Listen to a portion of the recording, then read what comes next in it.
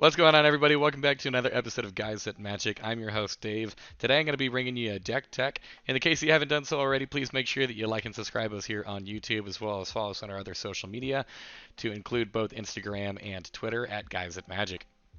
And then also make sure that you leave some comments down below. If there's a legendary creature that you would love for us to be able to go over, do a deck tech on, I'm more than happy to.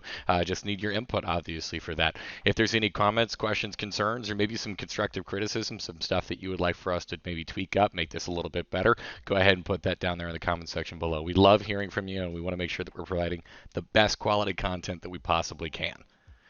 So let's go ahead and dive right in. Mahadi, Emporium Master, is 3 mana. He is 1 a black and a red for a legendary creature, Cat Devil. He's a 3/3, and he states that at the beginning of your end step, create a treasure token for each creature that died this turn. I absolutely love Rakdos. It's my favorite color combination in the entire game, and I really, really like the treasure mechanic. I think the treasure's probably a little bit too powerful right now, but let's go ahead and abuse this thing while we can.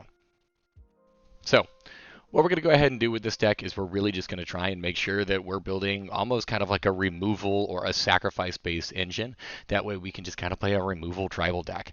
We want to make sure that our opponents don't really have any creatures in play, or the creatures that they do have in play aren't very impactful, and that we're just making as many treasure tokens as we possibly can. That way later on in the game we can dump them into some of our large haymakers and then just hopefully take over from there.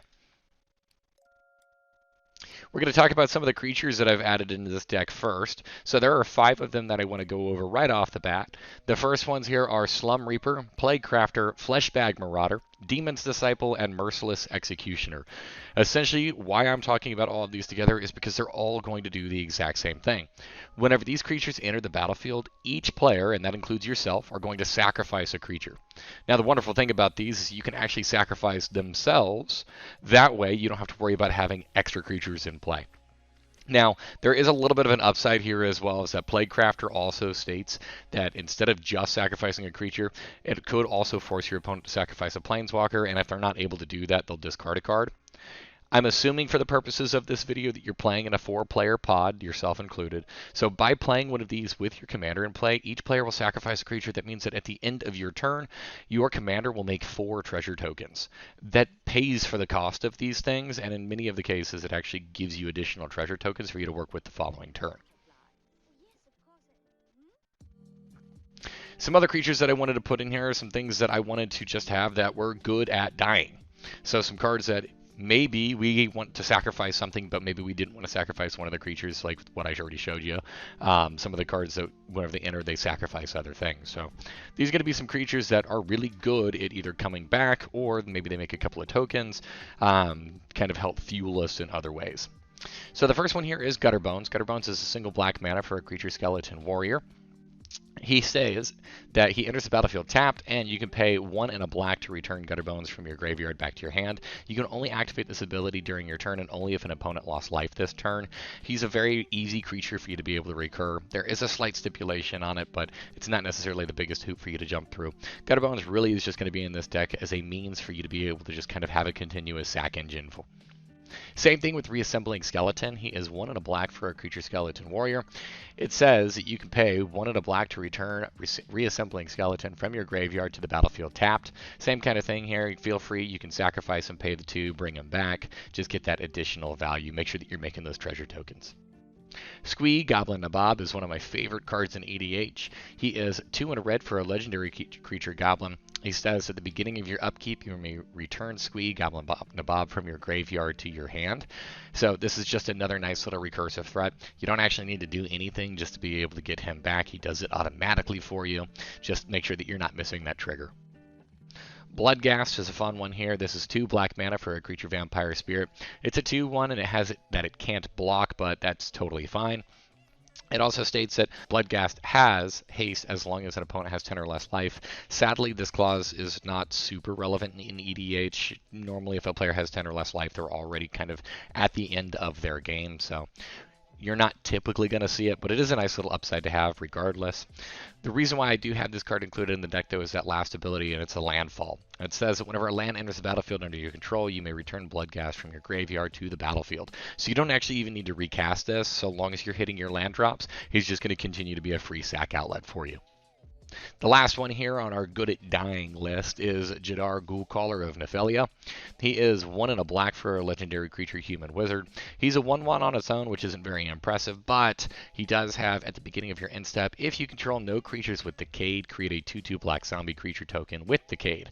Now we don't actually want to be sacrificing Jadar, instead we want to be sacrificing that zombie token because he's just going to continue to make them over and over and over again. So nice little token generator for our cannon fodder. So we've talked about some of the creatures that are really good at dying, or talked about some of the creatures that kind of prompt dying. Now we want to talk about some of our value engines in the creature form. The first one here is Zulaport Cutthroat. This is 1 and a black for a creature human rogue ally. It's a 1/1, and it says that whenever it or another creature you control dies, each opponent loses 1 life and you gain 1 life. So a nice little draining effect, something that you can kind of just passively sit back behind, have some of your creatures die, maybe sacrifice some of your creatures away and get some added benefit for it. Blood Artist does a very similar thing. This is 1 and a black for a creature vampire. It's an 0/1, and it says whenever Blood Artist or another creature dies, target player loses 1 life and you gain 1 life. Now this is a target player, so it's not going to hit all of your opponents, but same thing. You're going to be continuously draining away from one of your opponents, or I guess you can spread the love and kind of hit all of them if you want. Pitiless Plunderer is another fun one for this deck, and he's got a lot of high synergies. He is 3 and a black for a 1/4 human pirate. He says that whenever another creature you control dies, you'll create a treasure token. So similar-esque effect to what our commander is doing, but I mean, I'm not going to complain if I'm making more treasures. Pawn of Ulamog is 1 and 2 black for a total of 3 mana. He's a creature vampire shaman, a 2/2, and he says that whenever Pawn of Ulamog or a non-token creature you control is put into a graveyard from the battlefield, you may put a 0/1 colorless Eldrazi spawn creature token onto the battlefield. It has sacrifice this creature, add 1 to your mana pool. So not only does he make those tokens that can also serve as cannon fodder, but they also actually can add to your mana count here as well, as you can sacrifice them to kind of boost your overall mana supply for that turn. Grim Horsebax is up, and it is a 2 and a black for a total of 3 mana. It's a creature human wizard. It's a 3/2 with morph.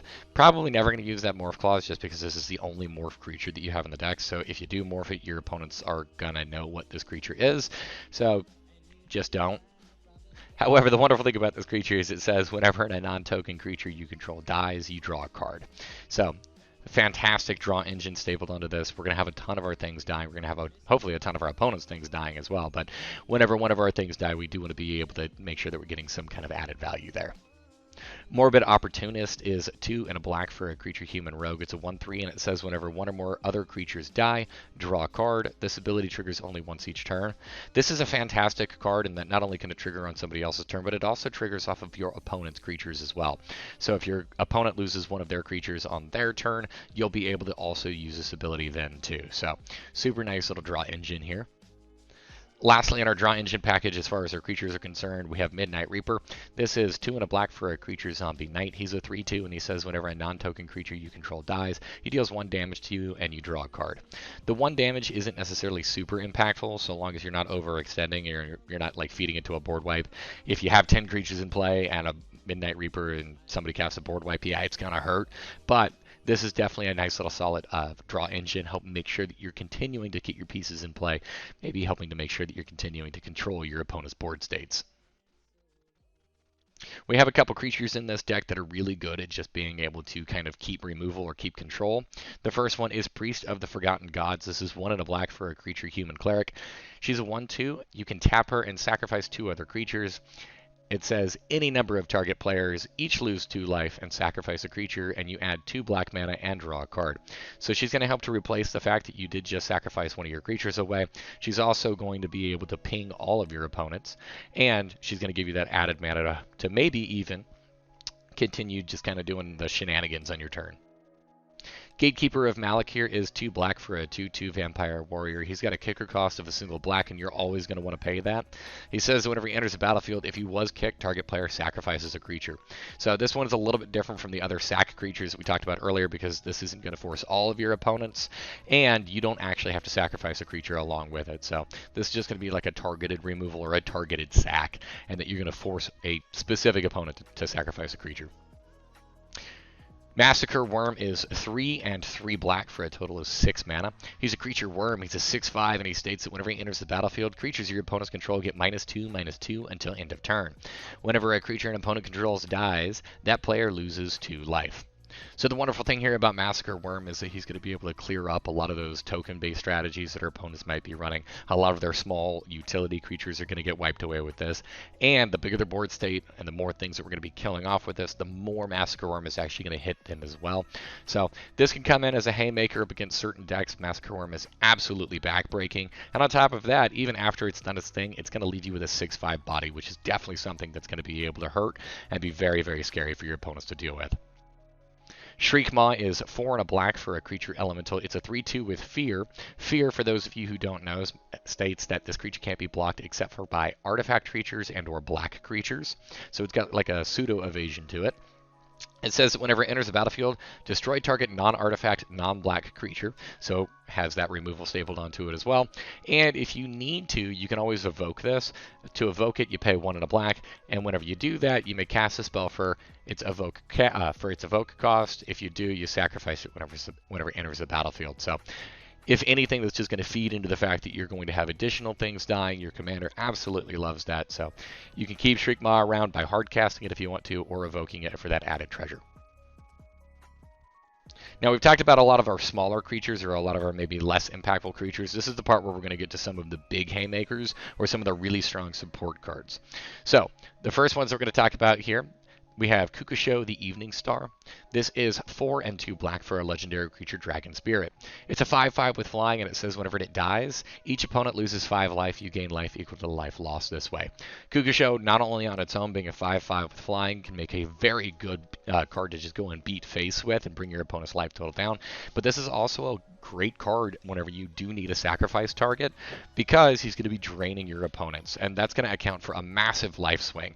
If you do have all 3 of your opponents still left alive, you'll gain 15. They'll each take 5, and then hopefully you can also get some added benefit from it as well. Maybe you have some additional cards in there for some added support whenever you sacrifice something. Junji, the Midnight Sky. It's very, very similar to Kukusho. This one is 3 and 2 black. It's a legendary creature, Dragon Spirit. This one's a 5/5, also with flying, but this one has menace as well. Whenever it dies, you choose 1. The first mode says each opponent discards 2 cards and loses 2 life. The second says put target non-dragon creature card from a graveyard onto the battlefield under your control, and you lose 2 life. Both of those modes can be incredibly impactful. I love both of them, so just kind of keep in mind whatever one is going to be more appropriate given the situation at the time. Atsushi, the Blazing Sky, is in this deck as well. This is 2 and 2 red for a total of 4. He's a legendary creature, Dragon Spirit. He's a 4/4 with flying and trample. It says whenever he dies, you choose 1. You can either exile the top 2 cards of your library, and until the end of your next turn, you may play those cards, or you can create 3 treasure tokens. Just kind of same thing. I love both modes on this card, just whatever's going to be more appropriate given the overall board state at the time. All 3 of these dragons make for excellent cards to just be able to beat face with, and whenever they die, you get so much more of an added benefit from them, so they're wonderful in this deck. Professional Facebreaker is probably my favorite card out of Streets of New Capenna, and I'm going to throw that in here. This is 2 and a red for a creature, Human Warrior. It's a 2/3 with menace. It states that whenever 1 or more creatures you control deal combat damage to a player, create a treasure token, and you can sacrifice a treasure to exile the top card of your library. You may play that card this turn.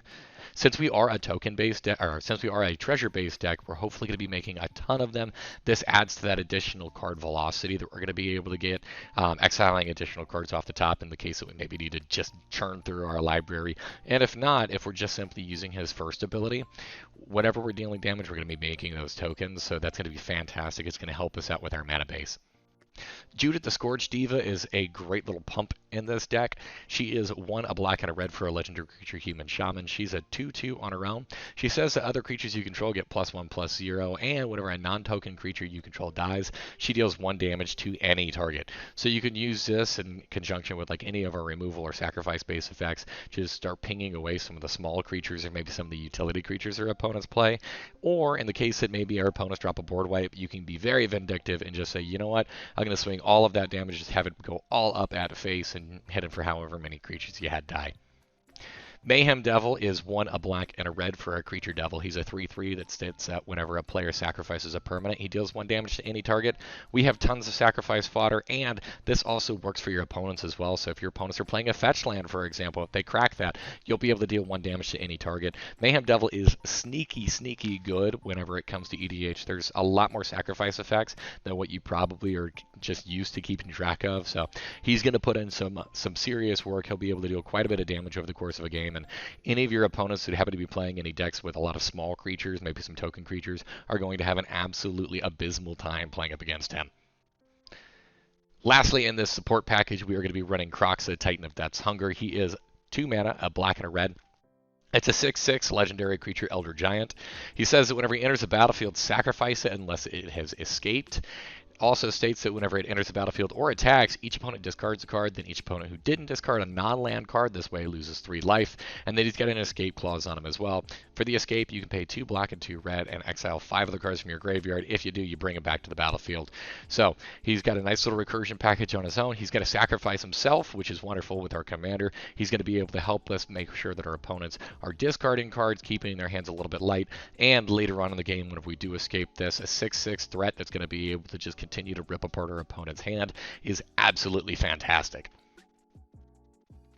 To wrap up the rest of our creature package, we have a couple of big Haymakers. These are cards that, in the case that they do end up hitting play, our opponents are going to have to deal with them ASAP, and if they don't, we're probably just going to start steamrolling and just take control of the game.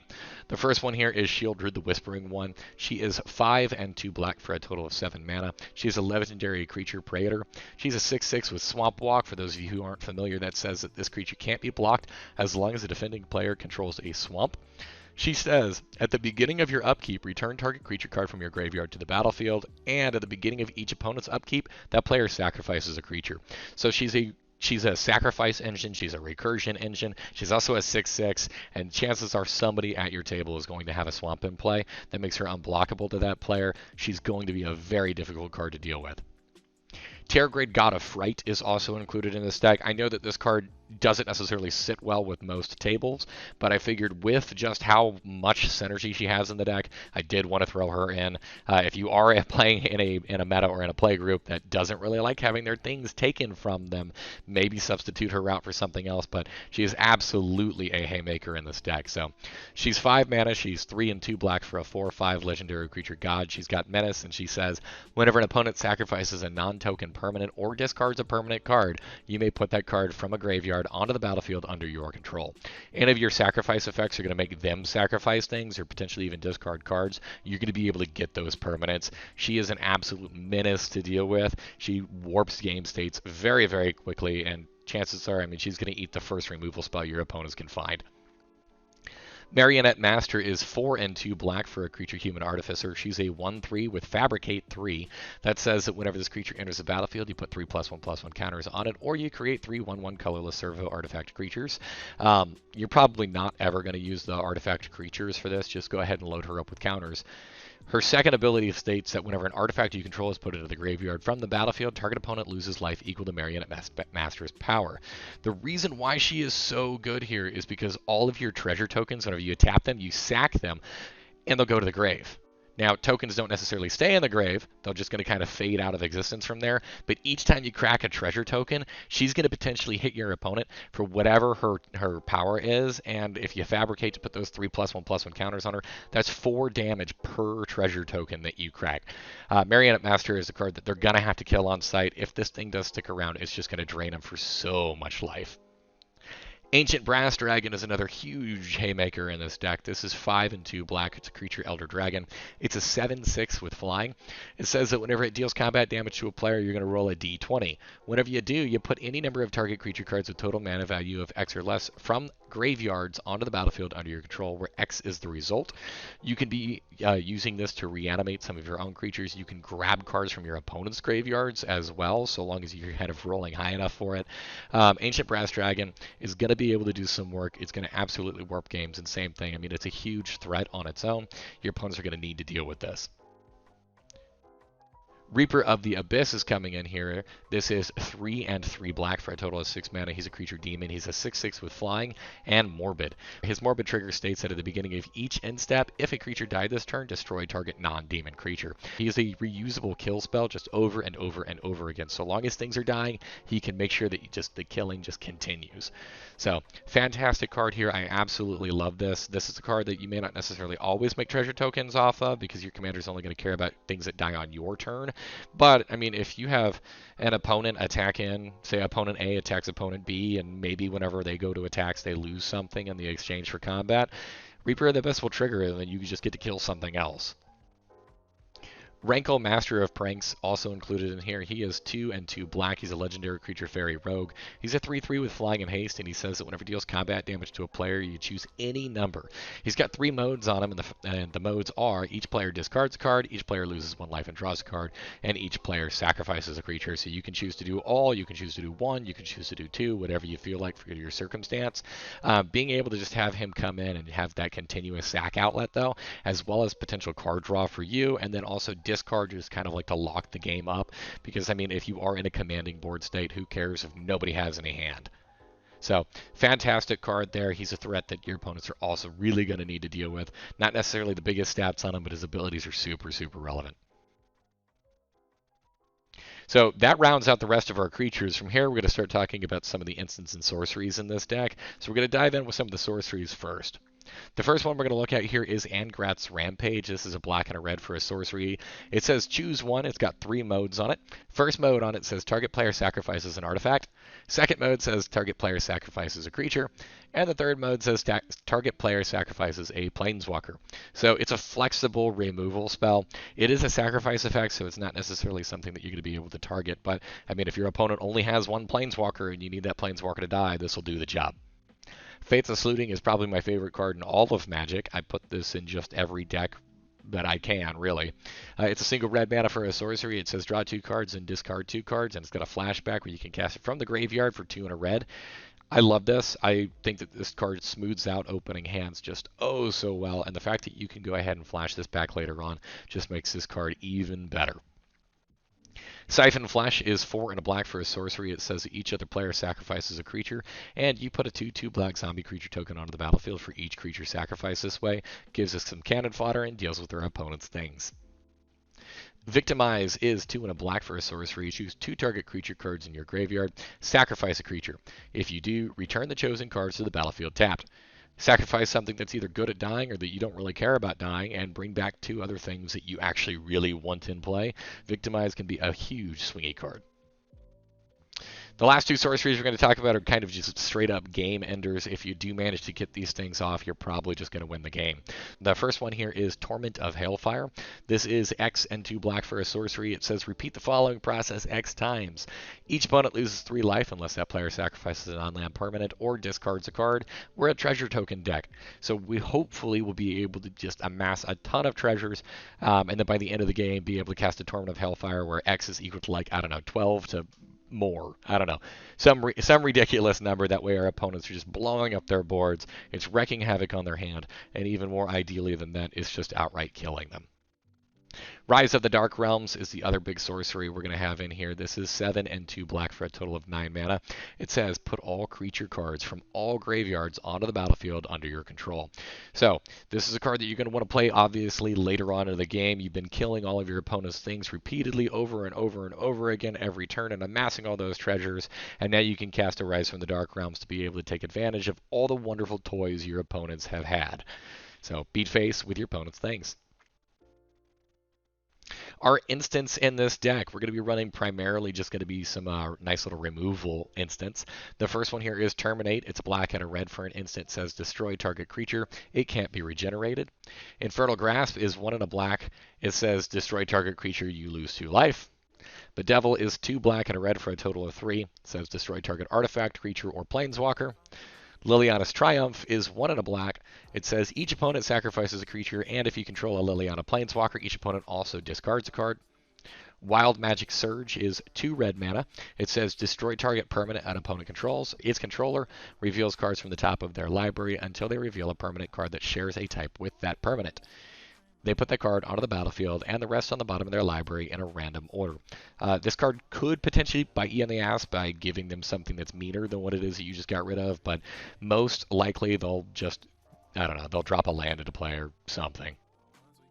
Lastly, here we have Village Rites. This is a single black mana for an instant. It says, as an additional cost to cast this spell, sacrifice a creature, draw 2 cards. So I like to use this card mainly just kind of like defensively. I can go ahead and sacrifice the thing that my opponent just targeted with a kill spell, get some added value out of it, and then not only draw the 2 cards, but hopefully with my commander still in play, maybe we can also make a treasure token off of that. As far as our artifacts go, we do have a couple mana rocks that I'm going to talk about in here. Obviously, we're going to be putting in some of the cards that you see pretty much all the time. We're going to be adding in a Soul Ring, Arcane Signet. I feel like these decks, or these cards, I don't need to explain what they do. They're in just about every deck nowadays. Talisman of Indulgence is 2 mana. You can tap it and have it either tap for 1 colorless mana, or you can tap it for either a black or a red, and if you do that, it'll deal 1 damage to you. That life loss, however, really doesn't matter a whole lot. Felwar Stone is 2 mana for an artifact. You can tap it, add 1 mana of any color that a land an opponent controls could produce. There is a chance here that you might just whiff on this, that maybe nobody at your table is playing the color that you need, but it'll still be able to tap for at least 1 mana, and since it is that colored mana, that can be nice. Mind Stone is a card that I actually think is a little underrated. I actually really like Mind Stone, especially in a 2-color deck.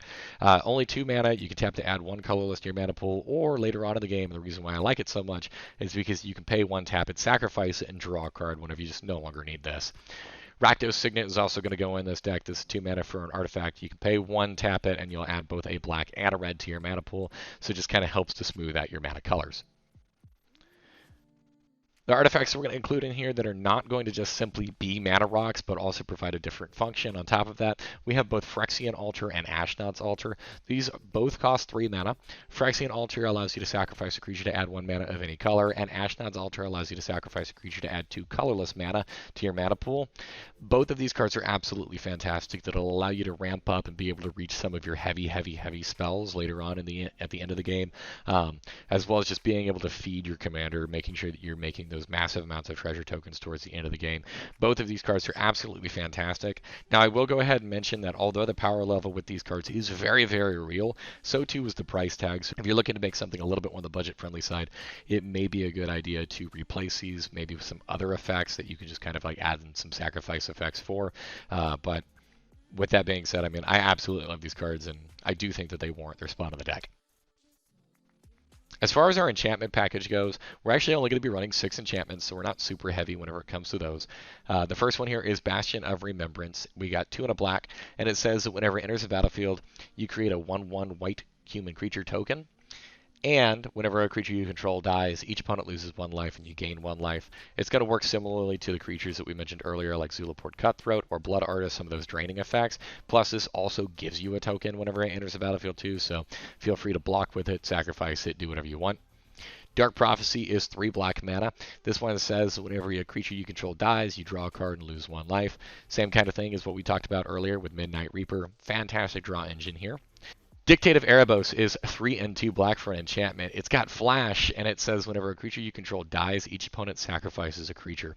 This card is absolutely backbreaking in a deck like this. You're already wanting to sacrifice things, and now this is going to dissuade your opponents from just attacking into you. Anytime you jump block, if your creature dies, they're going to have to sacrifice something. Your commander is going to go absolutely nutty with treasure tokens.